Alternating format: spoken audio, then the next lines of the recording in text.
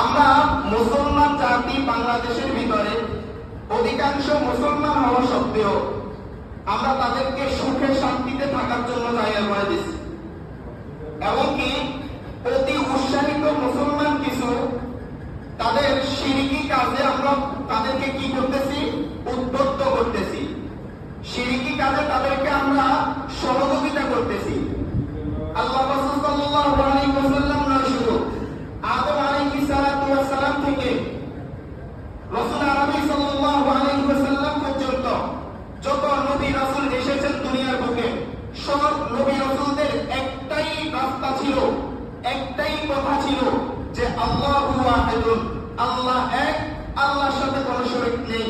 এই শরীক নেই এই কথা বলার ক্ষেত্রে হযরত আদম আলাইহিস সালাতু ওয়াস সালাম বলে এসেছেন, হযরত ইব্রাহিম আলাইহিস সালাতু ওয়াস সালাম বলে এসেছেন, হযরত ঈসা আলাইহিস সালাতু ওয়াস সালাম বলে এসেছেন, আমার আপনার নবী হযরত মুহাম্মদ মুস্তাফা সাল্লাল্লাহু আলাইহি ওয়াসাল্লাম বলে এসেছেন।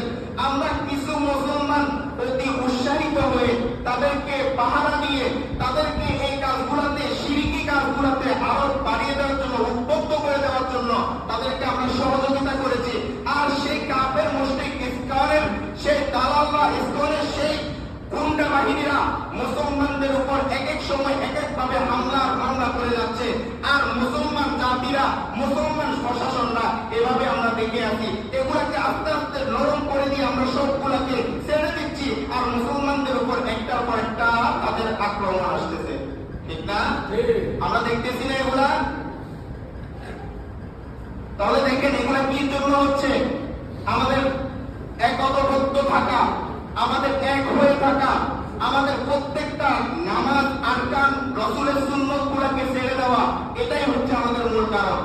এমন একটা যুদ্ধ গিয়েছে, হাদিসের ভিতরে পরিপূর্ণ উল্লেখ রয়েছে যে যুদ্ধের ভিতরে যুদ্ধ হওয়ার আগেই কাফেররা চলে গেছে, ভাগে গেছে। কি কারণে? রাসূল সাল্লাল্লাহু আলাইহি ওয়াসাল্লাম এবং সাহাবীরা মেসওয়াক করতে করতে বের হয়েছে। তারা যখন দেখছে, তারা বলতেছে এরা তো মনে হয় দাঁত দিচ্ছে আমাদেরকে খাওয়ার জন্য, তাদের সাথে যুদ্ধ করা সম্ভব হবে না, তারা পালিয়ে গেছে। কি কারণে? রাসূলের সুন্নতের কারণে। আমরা এখন কি করতেছি?